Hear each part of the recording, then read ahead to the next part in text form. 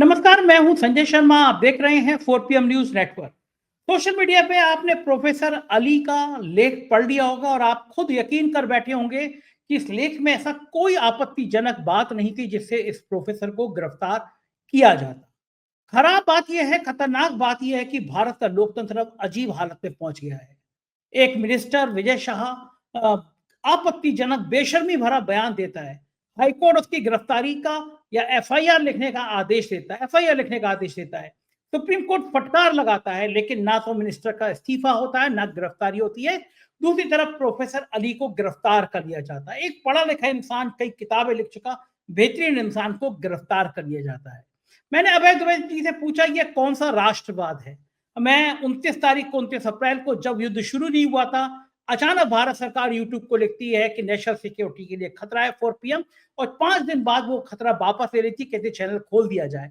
क्या 5 दिन होंगे मेरे ऊपर या मेरे चैनल के ऊपर जो नेशनल सिक्योरिटी के लिए खतरा जैसा शब्द लगाए गए, उसकी कोई भरपाई होगा? कौन तय कर रहा है ये कि किसकी गिरफ्तारी होनी चाहिए? अभय द्विवेदी से मैंने पूछा कि युद्ध के बाद भी अगर वो युद्ध था, तो फौजी झड़प नहीं थी, तो चल क्या रहा है देश में? क्या अगर राहुल गांधी पूछ ले रहे हैं कि हमारे कितने विमानों को नुकसान पहुंचाया, तो क्या ये राष्ट्र के खिलाफ बात है? एक इंडोनेशिया की अखबार की खबर वायरल हो रही है जिसमें कहा गया कि इंडोनेशिया ने भी राफेल की डील को स्कूटनी पर लेने का फैसला किया है। और राफेल वाले भी सोच रहे होंगे हम कहां भारत के चक्कर में पड़ गए। जब खरीदारी हो रही तो अंबानी के धंधे का जिक्र आया, जब भारत में आए तो रक्षा मंत्री ने बड़ा नींबू और मिर्च टांगी, लेकिन अभी भी विवाद हो रहा है कि राफेल गिरे या नहीं गिरे। इस पे तमाम कंट्रोवर्सी जारी है, लेकिन रेलवे के टिकट पर हमारे प्रधानमंत्री जी के फोटो छपने लगे हैं और लिखा जाने लगा है ऑपरेशन सिंदूर के हीरो। होर्डिंग लगने लगे हैं। बिहार के चुनाव में आप देखेंगे कि क्या क्या युद्ध के नाम पर, इस झड़प के नाम पर बेचा जाएगा, आपके दिल और दिमाग में बसाया जाएगा। बहुत बेहतरीन बातचीत है अभय द्विवेदी जी के पास। ले चलता हूं, आपसे रिक्वेस्ट करूंगा उससे पहले चैनल को सब्सक्राइब करना और ज्वाइन करना ना भूलें। चलते हैं अभय द्विवेदी जी के पास। 4 PM न्यूज नेटवर्क में बहुत बहुत स्वागत है अभय द्विवेदी जी आपका। हम लोग राजनीतिक टिप्पणियां पे करते हैं, रोज राजनीतिक मुद्दों पे बात करते हैं, लेकिन आज एक ऐसा मुद्दा है जिसने मुझे 2 दिन से बहुत परेशान किया। मुझे लगता है कि भारत का लोकतंत्र कहीं ना कहीं धीरे खत्म हो रहा है, तानाशाही बढ़ती जा रही है। जिस तरह से प्रोफेसर अली को गिरफ्तार किया गया उनके कमेंट को लेकर, मैंने बाकायदा 2-3 बार पढ़ा कि उनके कमेंट में गलती क्या थी, लेकिन मुझे कहीं नजर नहीं आया। एक प्रोफेसर को इस तरह आतंकवादियों की तरह गिरफ्तार करना, 2-2 जगह से एफआईआर करना, मामला सुप्रीम कोर्ट में पहुंच गया है। देश के जाने माने वकील कपिल सिब्बल ने कहा कि इसमें तत्काल सुनवाई की जरूरत है और जल्दी इसमें सुनवाई होगी, लेकिन जेल का एक एक दिन एक सामान्य इंसान के लिए बहुत भारी होता है। एक पढ़े लिखा परिवार का व्यक्ति, मैं खुद मिला हूँ, मेरे बहुत अच्छे से मुलाकात है उनसे, और उनकी सोच, उनके विचार बहुत, मैं कह सकता हूँ बहुत बेहतरीन। उनका परिवार, वो खुद रहे हैं, लेकिन इस तरह गिरफ्तारी होना। और दूसरी तरफ एक minister Vijay Shah, supreme court ने आज जिस तरह लताड़ा है, एसआईटी गठित कर दी है और कहा है कि 3 IPS जांच करेंगे। हैरान हुआ, सुप्रीम कोर्ट की जिम्मेदार पद पर बैठा व्यक्ति कैसे कर सकता है? उसकी गिरफ्तारी तो छोड़ो, वो मंत्रिमंडल से बाहर तक नहीं हुआ, वो बेशरम मिनिस्टर। कैसे देखेंगे आपको, कितनी खतरनाक है इस तरह प्रोफेसर अली की गिरफ्तारी, और उसके क्या मतलब निकलते हैं इस लोकतंत्र में? संजय जी, प्रोफेसर अली खान महमूदाबाद का की पोस्ट वो मैंने भी पढ़ी है और बहुत ध्यान से पढ़ी है, क्योंकि वैसे शायद मैं ना पढ़ता, लेकिन विवादित हो गई तो मैंने बहुत ध्यान से पढ़ी। तो उसको, उस पोस्ट का मतलब समझने के लिए हमें उसे 3 हिस्सों में बांटना पड़ेगा। जब हम अपनी तरफ से उसका मतलब साफ कर देंगे, फिर उस पर जो टीका टिप्पणियां हुई हैं और सरकारी कार्रवाई हुई है, फिर हम उसकी समीक्षा करेंगे। महत्वपूर्ण मसला है। पहला हिस्सा जो है वो साफ तौर पर कहता है कि सरकार ने पाकिस्तान और आतंकवाद, इन दोनों के प्रति अपना जो रणनीतिक नजरिया बदला है, वो एक बेहतरीन कदम है। वो एक बेहतरीन कदम है और वो इस सरकार के इस रवैये की पूरी तरीके से सराहना करते हैं। खास बात यह है कि ये पोस्ट उन्होंने 8 मई को की थी। 8 मई तक सरकार का ये पूरा रवैया स्पष्ट होकर नहीं, ये पूरी डॉक्ट्रिन जो है ना, ये पूरी स्ट्रेटेजिक डॉक्ट्रिन जो है निकल के नहीं आई थी। लेकिन प्रोफेसर महमूदाबाद ने अपनी योग्यता और प्रतिभा से उस स्ट्रेटेजिक डॉक्ट्रिन को पहले ही भांप लिया और अपने ब्लॉक के पहले हिस्से में उसका समर्थन किया। इस तरह से समझा जा सकता है कि वो इंटरनेशनल रिलेशंस का जो डिसिप्लिन है, का अनुशासन जो है ना, उस अनुशासन की उन्हें गहरी जानकारी रही होगी, जिसके आधार पर उन्होंने वो पहला वो हिस्सा उसका लिखा। अब दूसरे हिस्से पे आइए आप। दूसरे हिस्से में वो ये कहते हैं उसमें कि कर्नल सोफिया कुरैशी को जिस तरीके से सामने फौज ने सामने रखा, उसमें दक्षिणपंथी लोग भी उसकी तारीफ कर रहे हैं और इस बात पे उन्होंने उसकी खुशी जताई है। साथ में उन्होंने ये भी कहा है कि बेहतर ये हो कि अब तो ये आप कर्नल सोफिया कुरैशी पे आप तारीफ कर रहे हैं, ये तो अच्छी बात है, खुशी की बात है, लेकिन जो मुसलमानों के खिलाफ जो बुलडोजर न्याय किया जाता है, बुलडोजर चलाया जाता है, उनकी जो लिंचिंग की जाती है और भारतीय जनता पार्टी उनके खिलाफ नफरती प्रचार करती है, उसके ऊपर भी बंदिशें लगाई जाए, उसको भी जिस भारत का चित्र कर्नल सोफिया कुरैशी के मंच पर पेश किए जाने से बना है, उस भारत के चित्र को अगर कायम रखना है तो ये सब चीजें भी बंद होनी चाहिए, ये वो बात कहते हैं। अब मैं जानना चाहता हूं इसमें उन्होंने गलत क्या कहा। अच्छा, तीसरी बात जो उनके ऊपर आरोप लगाया जा रहा है, वो आरोप ये है कि जो कि हरियाणा की जो महिला आयोग है, उनकी नेता ने आरोप लगाया है कि इसमें महिलाओं का अपमान हुआ है। आप उसको एक बार नहीं 100 बार पढ़ लीजिए पूरे ब्लॉक को, उसमें महिलाओं का तो कोई अपमान है ही नहीं, कोई उसमें है ही नहीं इस तरह की बात। ऐसा लगता है क्या उनकी जो अंग्रेजी में लिखा गया, बहुत बेहतरीन अंग्रेजी में लिखा गया है, उसका कोई वो है ही नहीं उसके अंदर। आप इससे अंदाजा लगाइए कि अगर केवल उस ब्लॉक के लेखक का नाम अली खान महमूदाबाद ना होता तो ना उसके खिलाफ एफआईआर लिखी जाती और ना ही उसके ऊपर कोई एक्शन होता। दूसरा महत्वपूर्ण मुद्दा यह है जिसको समझने की जरूरत है, वो मुद्दा यह है कि जो दफाएं प्रोफेसर महमूदाबाद के खिलाफ लगाई गई हैं, वही दफाएं मध्य प्रदेश के उस मंत्री के खिलाफ हाईकोर्ट के आदेश के बाद लगाई गई हैं, जिसने कर्नल सोफिया कुरैशी को आतंकवादियों की बहन बताया था विजय शाह के ऊपर। लेकिन इन दफाओं में गिरफ्तारी हो गई तुरंत, और उन दफाओं में कोई गिरफ्तारी नहीं हुई अभी तक, यहां तक कि उसको मंत्री को किसी तरह की सजा भी नहीं प्राप्त हुई। उसको भारतीय जनता पार्टी का पूरा आला कमान चुपचाप बैठा हुआ है, कुछ बोल भी नहीं रहा है, और अब तो भारतीय जनता पार्टी जो अदालत में मामला है, इसका बहाना लेकर ही कहना शुरू कर दिया है कि मामला अदालत में है, अदालत जो कहेगी तब उसको देखा जाएगा, करेंगे। यानी बजाय अदालत में उनके मंत्री की छीछलेदर हो रही है। हाईकोर्ट ने डांट लगाई, अब सुप्रीम कोर्ट ने डांट लगाई, भारतीय जनता पार्टी ने उसको अपने राजनीतिक बचाव का माध्यम बना लिया। तो ये स्थिति है।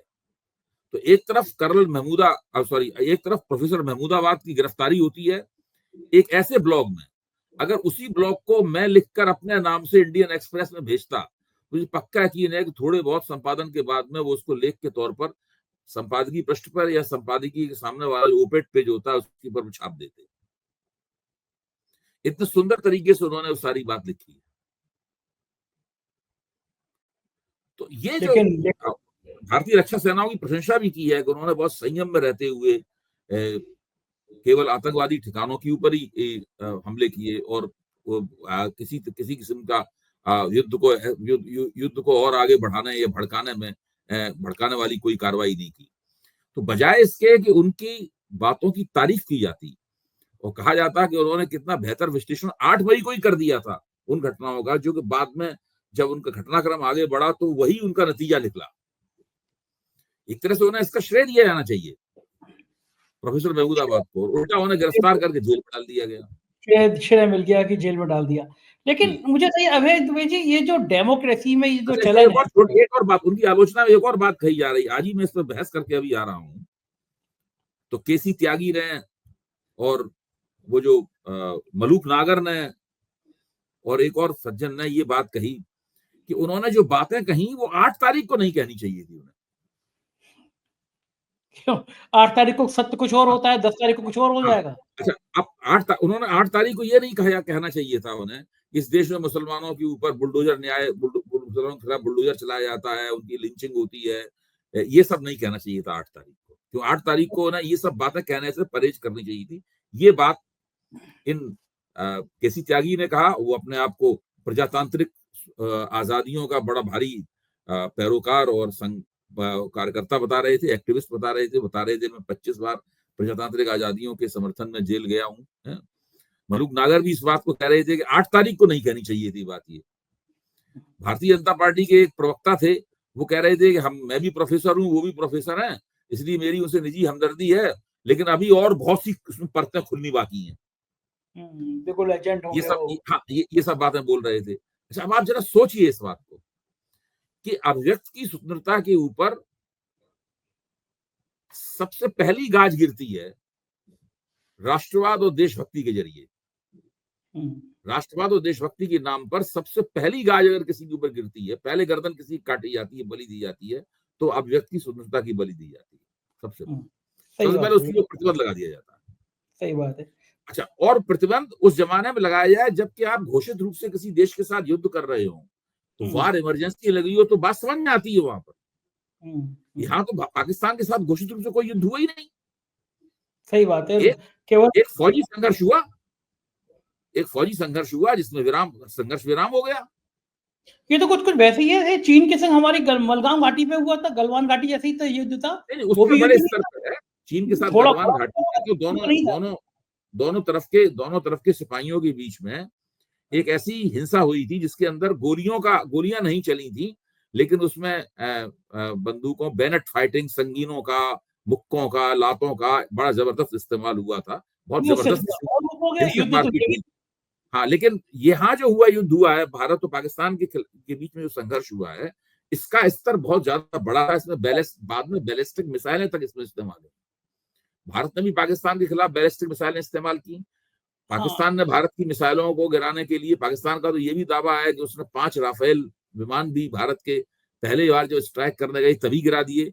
और जब इस बात का भारत के वायुसेना के जो अफसर थे, एयर मार्शल भारती, उनसे जब पूछा गया तो उन्होंने ये तो माना कि हमें नुकसान हुआ है, ये नहीं माना कि राफेल गिराए गए हैं। उन्होंने कहा नुकसान हमें हुआ है, ये खंडन नहीं किया उन्होंने कि राफेल नहीं गिराए गए इस बात के। साथ में ये बोले हैं कि हमारे सारे वो वापस आ गए, दूसरी मैं एक चीज पूछना चाहूंगा कि क्या हिंदी के शब्द में इसको युद्ध कहा जाएगा? रूपका लियाकत ने कह दी भारत पाकिस्तान में युद्ध, उन्होंने ट्वीट कर दिया, इसको युद्ध कहा जाएगा? देखिए मेरी अपनी समझ ये है, ढीली जुबान से आप लोग इसको युद्ध भी कह सकते हैं। भारत पाकिस्तान के बीच में युद्ध चल रहा था और लेकिन अगर तकनीकी रूप से बिल्कुल सही शब्दों का पालन किया जाए तो ये भारत और पाकिस्तान के बीच में एक फौजी संघर्ष था जो युद्ध की श्रेणी में नहीं आता है। इसीलिए जब सीज फायर से अंग्रेजी में कहा जाता है तो मैं उसका अनुवाद युद्ध विराम न कहकर उसको संघर्ष विराम कहता हूं।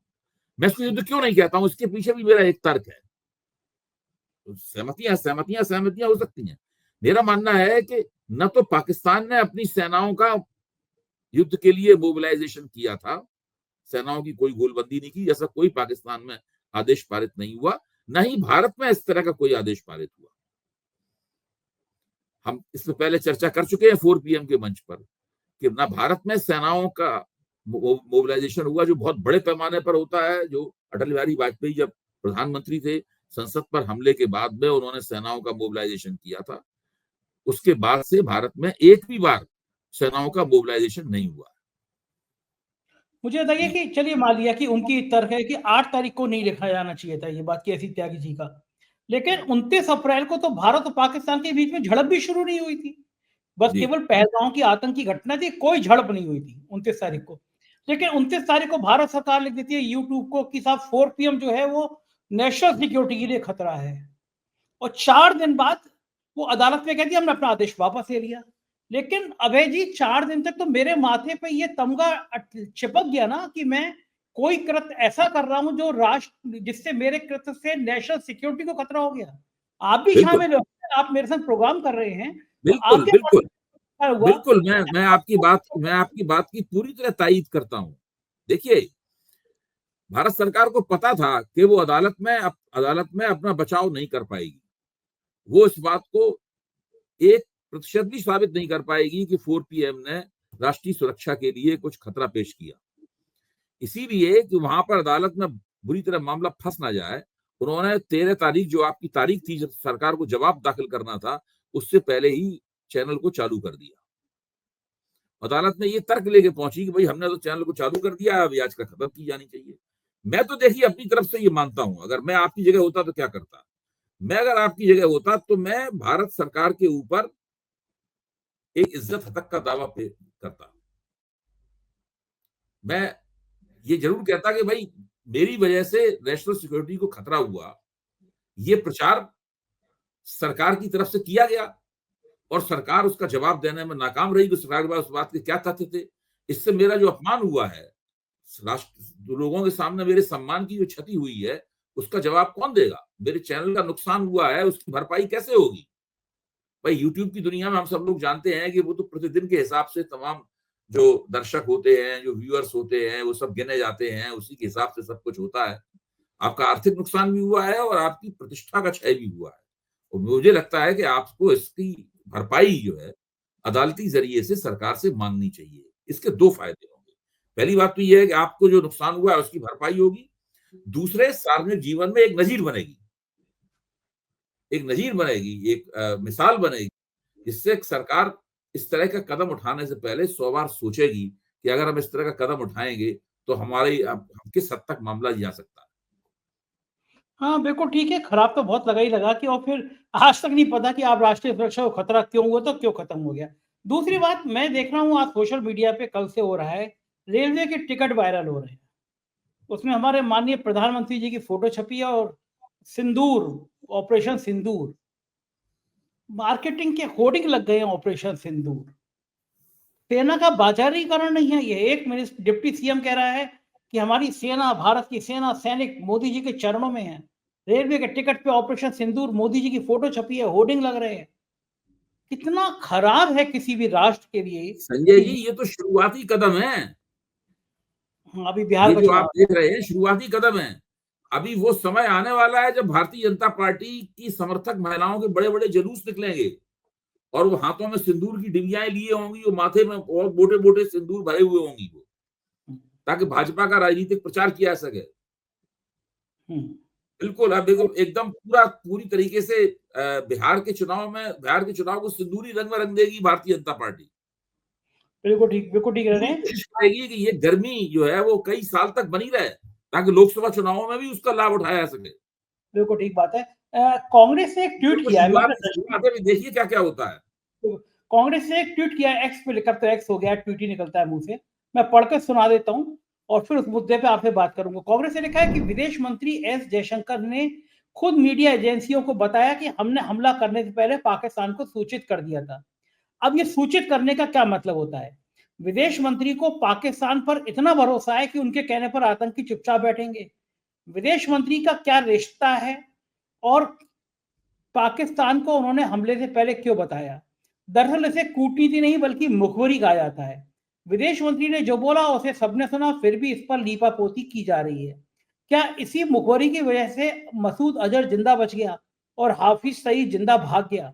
क्या देश को यह जानने का हक नहीं है कि पाकिस्तान को हमले की सूचना देकर मसूद अजहर को दोबारा बचाया गया, क्योंकि इससे पहले मसूद अजहर को कंधार हाईजैक के समय भाजपा की सरकार में छोड़ा गया था? विदेश मंत्री का बयान संवेदनशील है क्योंकि बयान से यह लगता है कि आतंकी अपने ठिकानों से भाग गए होंगे। ऐसा क्यों किया, इस पर प्रधानमंत्री ने विदेश मंत्री को भी जवाब देना पड़ा होगा, ये उन्होंने कहा। दूसरा, मैंने एक देख रहा था कि सोशल मीडिया पे भक्तों की बाढ़ आ गई और राहुल गांधी ने एक सवाल पूछा और सवाल के बाद में बिल्कुल भक्त होते उनकी टोली एकदम टूट पड़ी। मैंने भी उसको ट्वीट करके पूछा, उन्होंने ये लिखा है कि राहुल गांधी ने, एनडीटीवी ने लिखा है कि राहुल गांधी ने विदेश मंत्री एस जयशंकर से पूछा सवाल, बताएं हमने कितने एयरक्राफ्ट खोए। अब मैं जानना चाहता हूं अभय दुबे जी, अगर कोई इंसान भारत सरकार से ये पूछ रहा है कि हमने कितने एयरक्राफ्ट खोए हैं, ये हमें बता दो, क्या ये सवाल देशद्रोह की श्रेणी में आता है? कोई इंसान पूछ नहीं सकता भाई ये ये सवाल। सवाल तो अभी अभी मैंने आपको बताया कि एयर मार्शल भारती से ये सवाल पूछा जा चुका है। हाँ। उनकी प्रेस कॉन्फ्रेंस में, उनकी आधिकारिक प्रेस कॉन्फ्रेंस में पत्रकारों ने ये सवाल पूछा है और उसकी तरफ से जवाब भी आया है, जिसमें उन्होंने ये खंडन नहीं किया है कि हमारे एयरक्राफ्ट नहीं गिरे हैं, ये खंडन नहीं किया है उन्होंने माना भी नहीं है, लेकिन साथ में ये भी नहीं कहा है कि आपकी सूचना गलत है। उन्होंने ये कहा है कि युद्ध में नुकसान होता है, लड़ाई में नुकसान होता है, हमें भी नुकसान हुआ है, लेकिन हमारे साथ में हमारे सभी पायलट वापस आ गए। उन्होंने ये नहीं कहा कि हमारे सारे विमान वापस आ गए।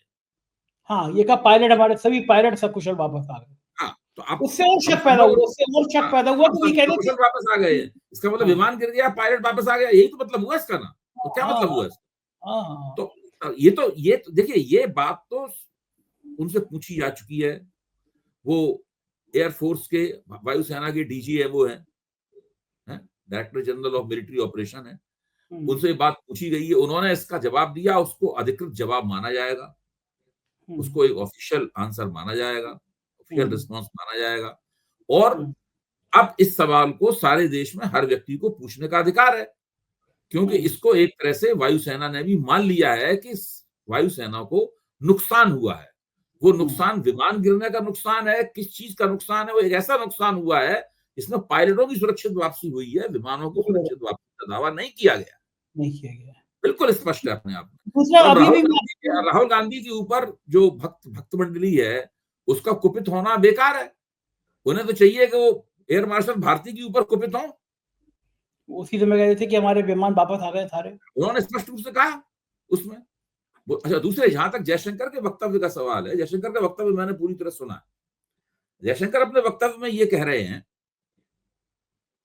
कि मैंने ये कहा कि भारत आतंकवादी ठिकानों पर हमला करने जा रहा है, वो पाकिस्तान के सैनिक प्रतिष्ठानों को निशाना नहीं बनाएगा। पाकिस्तान की सेना को आतंकवादी ठिकानों पर किए गए हमले से अपने आप को अलग रखना चाहिए। ये पहली बता रहे हैं आप आतंकवादी सेना, हम आतंकवादियों पर निशाना बना रहे हैं, आप उसको अलग रखिए, आपका इससे कोई मतलब नहीं। हम आपके ऊपर हमला नहीं कर रहे हैं, हम आतंकवादी ठिकानों के ऊपर हमला कर रहे हैं। लेकिन बाद में वो आखिर कहते हैं अपने वक्तव्य में, लेकिन पाकिस्तान की सेना ने मेरी ये राय नहीं मानी और वो इस मसले में कूद पड़ी। मतलब ये है उसका, ये उनका वक्तव्य। अच्छा, अब कांग्रेस ने इस वक्तव्य की एक बहुत ही दिलचस्प आलोचना की है और उसी अंदाज में उसको स्पिन दिया है। इस अंदाज में भारतीय जनता पार्टी बहुत सी चीजों को स्पिन देकर तोड़ मरोड़ के पेश करती है। कांग्रेस ने उसमें एक ऐसा इंटरेस्टिंग स्पिन दिया है, दिलचस्प स्पिन दिया है, जिससे भारतीय जनता पार्टी बिल्कुल कोने में खड़ी हो गई है और जयशंकर साहब भी कोने में खड़े हो गए हैं। उनकी समझ में नहीं आ रहा है कि वो इस चीज का बचाव कैसे करें। देखिए, अब मैं इसको और भी बेहतर परिप्रेक्ष्य में ले जाता हूं, आप भी जरा मेरे साथ ध्यान से सुनिए इसको। इस पूरे घटनाक्रम में वो सिफत नहीं है, वो पहलू इसके मुखर नहीं है जो कि बालाकोट स्ट्राइक के समय मौजूद थे। जब बालाकोट स्ट्राइक हुई तो विपक्ष ने सवाल उठाया कि भाई सबूत दीजिए, क्या स्ट्राइक हुई आपकी? पाकिस्तानियों ने कहा ये तो कबूतर कौवे मारने आए थे। अच्छा, लेकिन आमतौर पर भाजपा का प्रचार हुआ है, भाजपा ने जो भी कहा हो, भाजपा की बात लोगों ने मानी। लोगों ने माना कि भाजपा ने जो सीआरपी के 42 जवानों की जो हत्या हुई थी उसका बदला भाजपा ने लिया, भाजपा सरकार ने लिया और घुस के उन्होंने मारा। इसका उनको बड़े पैमाने पर राष्ट्रवाद का उभार हुआ और वो उस सरकार 5 साल की जो भाजपा मोदी सरकार की जो गड़बड़ियां थी, जो गवर्नेंस संबंधी कमियां थी, उनको भूल के उनको वोट मिल गई, पहले से भी ज्यादा उनको सीटें मिली।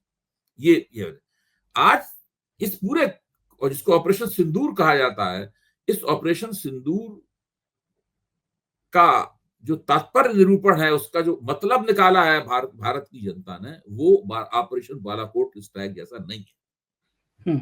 बात को हमें गंभीरता पूर्वक रखना पड़ेगा और समझना पड़ेगा इसको। इस वक्त लोगों के मन में तरह तरह के संदेह हैं और बेचैनियां हैं। अभी यशवंत देशमुख ने एक सर्वे किया, इसमें 2,500-3 हजार लोगों से उन्होंने ये पूछा कि भाई इसका सरकार और उसकी लोकप्रियता पर क्या असर पड़ा। तो उसमें ये निकल के आया कि इस सरकार की और मोदी जी की लोकप्रियता के ऊपर, लोकप्रियता के बारे में इस सवाल पर भाजपा के जो समर्थक वर्ग है उसमें एक हिस्सा जो है वो अनमना है। ये नहीं है कि वो छोड़ के जा रहा है, भाजपा को छोड़ के भाजपा के खिलाफ हो गया, ये उन्होंने नहीं कहा। उन्होंने कहा नहीं, भाजपा के खिलाफ नहीं हुआ अभी तक, लेकिन वो अभी इस बात को लेके अनमना है। स्थिति यह है कि दो चीजें लोगों के गले नहीं उतर रही। सबकी डिग्री अलग अलग है। लोगों के मन में जो सवाल उठ रहे हैं, उनके मन में जो क्षोभ है, उनकी जो बेचैनी है, उनका जो अनमनापन है या विरोध का स्वर है, सबकी अलग अलग डिग्री है। कोई इस बात पे विरोधी हो गया है, कोई इस बात से निराश है, कोई उदास है, किसी के मन में सवाल है, सवाल नहीं मिल रहा इसलिए बेचैनी है। ये सारी मनस्थितियां मौजूद हैं भारतीय समाज में इस वक्त, चाहे वो भाजपा के समर्थक वोटर हो, भाजपा के विरोधी वोटर हो, या बीच में तटस्थ वोटर हो। उनके मन में दो सवाल है। पहला सवाल यह है कि जब भारत बैलिस्टिक मिसाइल से पाकिस्तान के एयरपोर्ट्स की पिटाई कर रहा था, बैलिस्टिक मिसाइल छोड़ रहा था आखिरी दिन, उसके तुरंत बाद इन लोगों ने संघर्ष विराम क्यों किया? उस काम को हफ्ते भर और क्यों नहीं चलाया? पहला सवाल तो ये है। दूसरा सवाल ये है कि संघर्ष विराम की घोषणा डोनाल्ड ट्रंप ने क्यों की, और सरकार इस बारे में साफ तौर पे कोई जवाब क्यों नहीं देती? ये दो सवाल हैं। एक सवाल डोनाल्ड ट्रंप के बारे में है, और एक सवाल यह है कि जब भारत पाकिस्तान की धुनाई करने की स्थिति में आया और जम के धुनाई कर रहा था पाकिस्तान की, उसको सबक सिखा रहा था, उसके बाद हाथ उसने क्यों खींच लिया? अच्छा, अब इन सवालों की सरकार की तरफ से बहुत तरह जवाब हो सकते हैं। सरकार बहुत तरह के प्रचार करेगी, उसके सपोर्टर बहुत तरह की बात करेंगे। इस तरह की बात करने वालों को भाजपा के बुद्धिजीवियों ने अल्ट्रा नेशनलिस्ट, उग्र राष्ट्रवादी वगैरह कहना शुरू ही कर दिया है। अभी भी अपने ही उन्हीं के समर्थक हैं, उनको उन्होंने कहना शुरू कर दिया। अंग्रेजी से छपने लगा है ये अल्ट्रा नेशनलिस्ट, ये सब छपने लगा है। लेकिन मैं ये कहता हूं कि ये पहली बार है पिछले 10 साल में जबकि भारतीय जनता पार्टी के जो का समर्थक वर्ग है, उसके मन के अंदर सवाल पैदा हुए हैं, वो किसी बात पर दुखी है और उसके दुख का इलाज नहीं है भारतीय जनता पार्टी के पास। ये स्थिति है। ये एक ऐसी स्थिति है जो कि आज की तारीख में खत्म नहीं हो जाएगी। ऐसा नहीं 10 दिन बाद लोग इस बात को भूल जाएंगे। मेरा मानना है कि लोगों के मन में, दिमाग में ये बहुत दिन तक रहेगी। बिल्कुल ठीक कह रहे हैं, एकदम पकेगी, ये चीज पकेगी और इसका एक बड़ा दूरगामी असर होगा जो भाजपा के लिए खतरनाक साबित होगा। बिल्कुल ठीक कह रहे हैं आप, क्योंकि ये स्थिति धीरे धीरे दिख रही है। अच्छा, मुझे तो दूसरी बात लग रही है, राफेल जब आया, शुरुआत हुई राफेल की, तब से इसमें रायता फैल गया।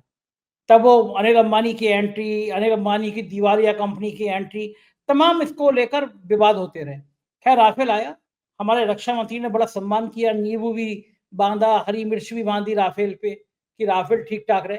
लेकिन मैं देख रहा था कि इसके मालिकों की, राफेल बनाने वाली कंपनी के मालिकों की क्या हालत होगी कि कहाँ पचड़े में पड़ गए। हमारा एक मित्र है आतिफ, उसने अभी हमें बीच में स्क्रीनशॉट भेजा है, उस इंडोनेशिया का अखबार है, उसमें इंडोनेशिया ने ये कहा है कि स्क्रूटनी कर रहे हैं वो राफेल की। इंडोनेशिया में एक राफेल खरीदे जा रहे थे तो डील भी खतरे में पड़ गई। गिरा भारत या नहीं गिरा भारत में, या गिरा भारत में, ये अभी तय नहीं है। लेकिन राफेल की कंपनी के शेयर धड़ाम हो गए, अलग अलग देशों में उसकी डील पे सवाल खड़े हो गए, और चीन के जो ड्रोन या टर्की के जो ड्रोन थे उनके शेयर मार्केट बढ़ गए। तो राफेल बनाने वाली कंपनी सोच रही होगी किस घड़ी में मैंने भारत को दिया, मेरी तो बैंड बच गई। क्या राफेल के बाद संजय जी हुआ ये है, संजय जी आपकी बात में समझ गया, इसमें हुआ ये है कि भारत और पाकिस्तान के बीच ये जो एक ड्रोन और मिसाइल युद्ध हुआ, इसको आप युद्ध कहना चाहते हैं तो आप इसको ड्रोन मिसाइल युद्ध कह सकते हैं। तो ड्रोन मिसाइल ही चले दोनों तरफ से ना।